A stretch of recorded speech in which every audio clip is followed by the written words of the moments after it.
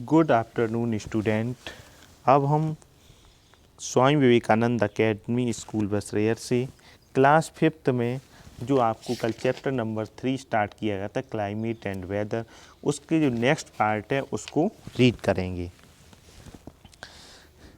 तो आप सभी स्टूडेंट अपनी बुक को ओपन करके रखेंगे और पेंसिल से उस पर जो भी हिंदी आपको समझ में नहीं आती हो उसको नोट करते जाएंगे।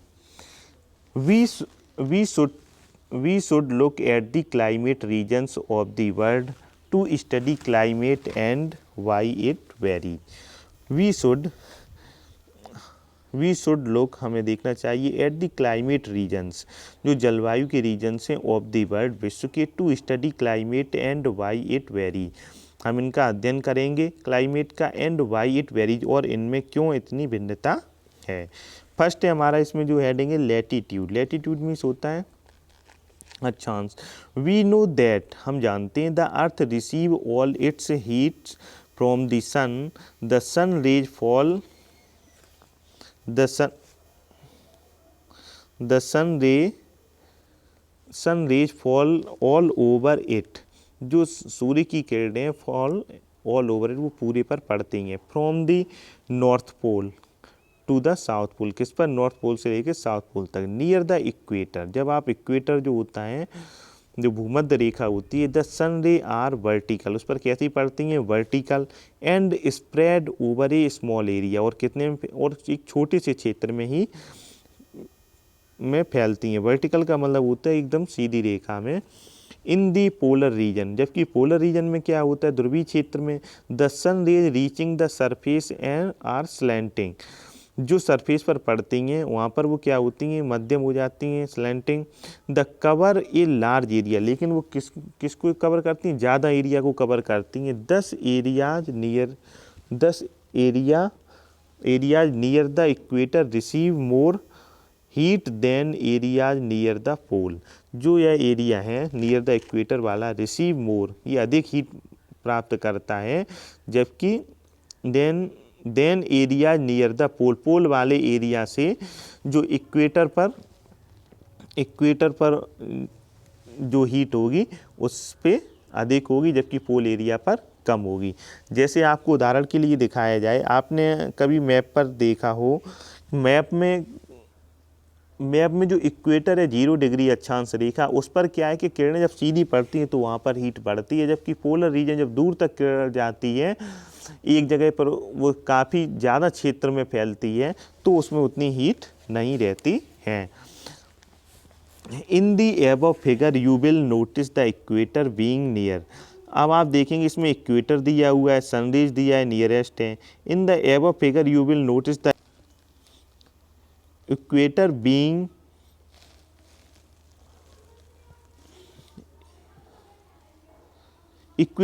nearer to the sun than the poles for most parts of the year।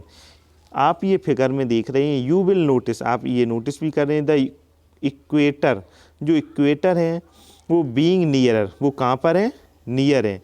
आप जो इसमें बीच वाली जो रेखा देख रहे हैं इक्वेटर की, वो नियर है, क्योंकि उसकी आप देखें सनरेज उसमें सबसे ऊपर है, क्योंकि जो पृथ्वी का शेप है वो आपको गोलाई जैसा दिख रहा है, तो आप देखें इक्वेटर वाली जो रेखा है उस पर डायरेक्ट सनरे पड़ रही हैं। Sun than the poles for most parts of the year receives more sunlight, तो जो पोल्स वाला एरिया है ऑफ द ईयर उसमें अधिक समय तक सनलाइट प्राप्त करता है। दिस डायरेक्ट हीट मेक्स, जो ये direct heat makes the area between the equator or the Tropic of Cancer. Tropic Cancer का मतलब होता है कर्क रेखा। इन दी नॉर्दर्न हेमोस्फीयर, जो उत्तरी गोलार्ध है उसमें के बीच में। द डायरेक्ट हीट, इसमें कितनी क्या रही, direct heat make the area between, कौन कौन सा एरिया बिटवीन है, equator and Tropic of Cancer, जो भूमध्य रेखा है, जो 0 डिग्री अक्षांश रेखा है, और कर्क रेखा के बीच का जो एरिया है वो नॉर्दर्न हेमिस्फीयर है, मतलब उत्तरी गोलार्ध। एंड मकर रेखा, क्या बोलते हैं, मकर रेखा। In the southern hemisphere the hottest region in the world. आप देखेंगे कर्क रेखा से लेकर के जो मकर रेखा का क्षेत्र है, ये क्या है, ये हॉटेस्ट एरिया है। Carbon dioxide gas allow sunlight to reach the earth and warm its surface but prevents surface heat from escaping the greenhouse effects reach the temperature. इसमें बताया गया है कि कार्बन डाइऑक्साइड गैस है वो allow करती है क्या, sunlight to reach the earth, जो सनलाइट है जो पृथ्वी की जो प्रकाश जो सूर्य का प्रकाश है उसको पृथ्वी तक पहुंचने में, एंड वार्म इट्स सरफेस, और उसके सरफेस को क्या करती है, गर्म करती है, बट प्रिवेंट्स रोकती है सरफेस हीट फ्रॉम escaping, जो सरफेस से आने वाली हीट है उसको escaping गायब करती है। This green house effects raises the temperature. इस ग्रीन हाउस इफेक्ट के कारण क्या होता है कि टेम्परेचर बढ़ जाता है। तभी तो कहा जाता है कि कार्बन डाइऑक्साइड की जब अधिक मात्रा बढ़ती रहेगी तो क्या होगा कि पृथ्वी का जो टेम्परेचर है वो बढ़ता जाएगा।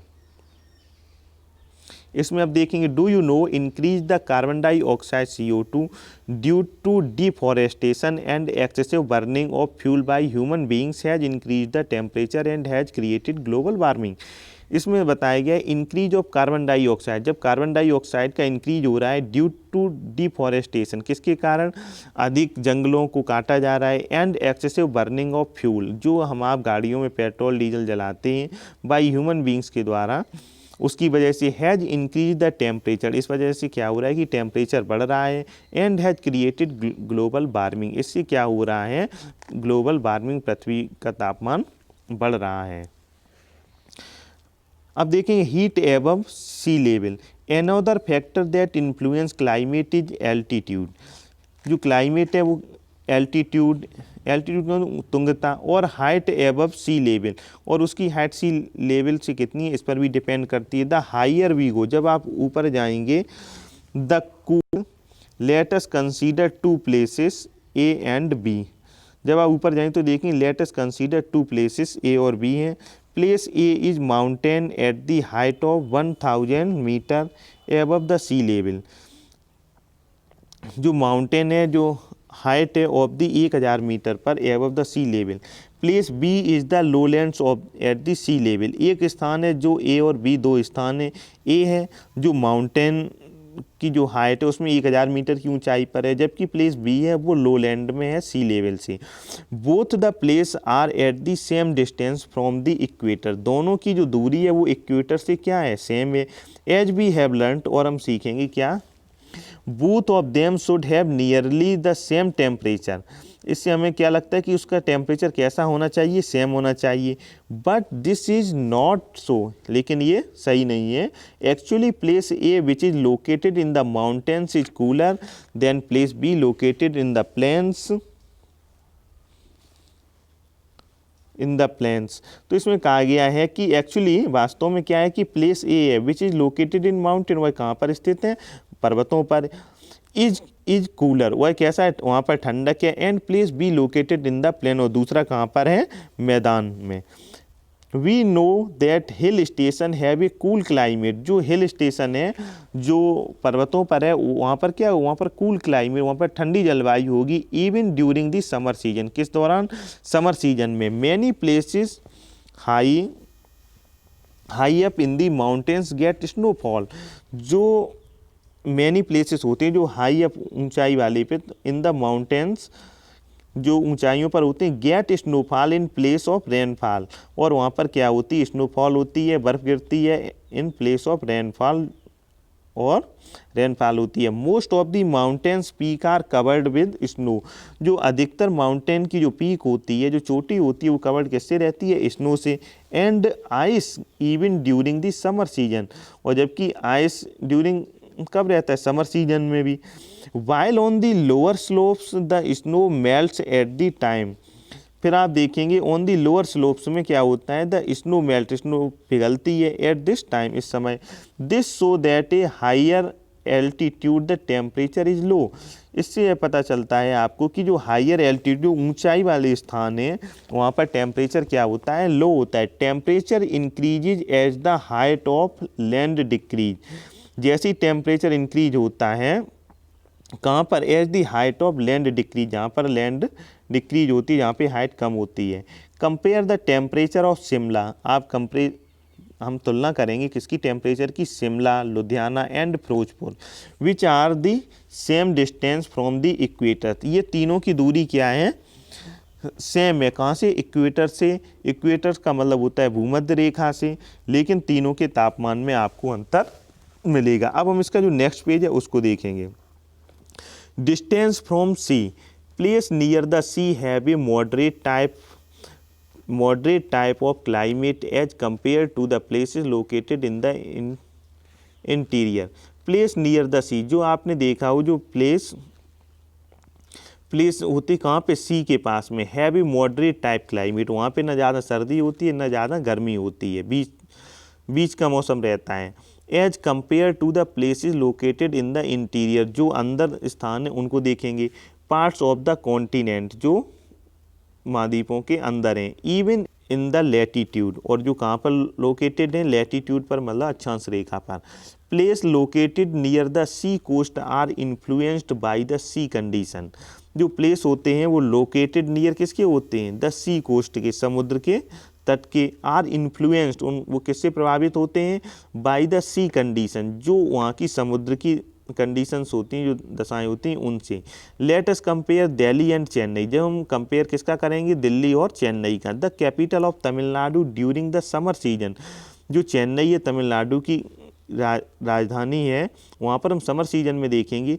Delhi is located far away from the sea coast, जो दिल्ली है वो कहाँ, सी कोस्ट से काफ़ी दूर है। In the northern part of India, कहाँ पर, उत्तर भारत में।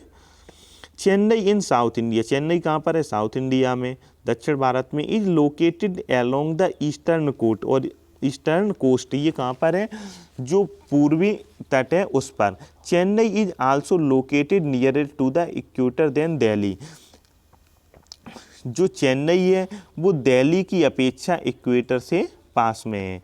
As we know place nearer to the equator have higher temperature than those away from it. As we know, हम जानते हैं, place nearer to the equator, जो इक्वेटर के पास जो स्थान होता है, हैव हाइयर टेम्परेचर, वहाँ पर क्या पाया जाता है, high temperature, than those away from it, जो अन्य स्थान से। दस ड्यूरिंग द समर, लेकिन आप समर में देखेंगे, गर्मी मौसम में चेन्नई सुधा गर्म जगह होनी चाहिए, लेकिन ऐसा नहीं होता है। क्यों नहीं होता है, अब ये आगे बताया जाएगा। But this is not so, लेकिन ये सही नहीं। Delhi is very hot in summer, Delhi क्या है, वो समर गर्मी के मौसम में बहुत ही हॉट होती है। Very summer and very cold in winter, और सर्दियों के समय में यहाँ पर सर्दी भी काफ़ी पड़ती है। On the other hand Chennai is neither very hot in the summer not very cold in winter, जबकि चेन्नई क्या है, ना ही ये गर्मियों में ज़्यादा हॉट होती है और ना ही ये सर्दियों में ज़्यादा ठंडी होती है। This is due to the location of Chennai near the sea coast, ये किसके कारण है, ये जो चेन्नई की लोकेशन है समुद्र तट के पास है, इसलिए यहाँ पर ना ही ज़्यादा सर्दी पड़ती है ना ही ज़्यादा गर्मी पड़ती है। The sea has a moderate influence on climate, जो सी है, जो समुद्र के आसपास की जो क्लाइमेट है उस पे क्या होता है, वहाँ पे ना ज़्यादा कभी सर्दी रहती है ना गर्मी, वहाँ पे मॉडरेट रहती है क्लाइमेट।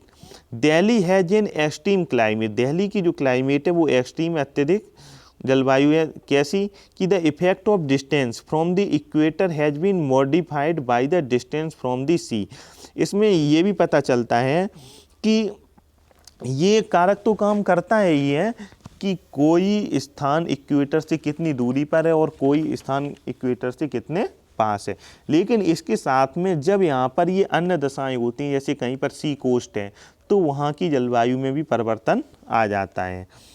जैसे कि अब इसमें आप देखेंगे सी ब्रीज, जो फर्स्ट फिगर है आप उसमें ध्यान से देखिए। ये सी ब्रीज में आप देखेंगे, सी ब्रीज में क्या है, डे में आप देख रहे हैं cool, sea breeze, warm, hot, ये आपको लिखे हुए जो नज़र आ रहे हैं। आप इसमें देखेंगे कि जो आप समुद्र की तरफ देख रहे हैं यहाँ पर क्या रहेगी, वाटर की वजह से कूल रहेगी। जब ये कूल हवा किधर आ रही है, ये लैंड की तरफ, लैंड वाली जो वार्म है वो ऊपर उठ रही है और फिर वो रिटर्न फ्लो होके समुद्र के पास आ रही है। तो इस प्रकार से ये सर्कुलेशन चलता रहता है। ऐसे ही लैंड ब्रिज जो आपके नीचे फिगर में दिखाया गया है उसमें भी यही इसका ठीक अपोजिट होता है। आप देखेंगे कि जो लैंड ब्रिज है ये क्या है कि ये लैंड ब्रिज है, आप देख रहे हैं कि ये हीट होके किस तरफ जा रही है, ये समुद्र से ये ऊपर उठ करके फिर लैंड पे आके इसी प्रकार से सर्कुलेशन चलता रहता है। इन दोनों हवाओं का भी काफ़ी ये होता है कि वहाँ पर टेम्परेचर में अंतर रहता है।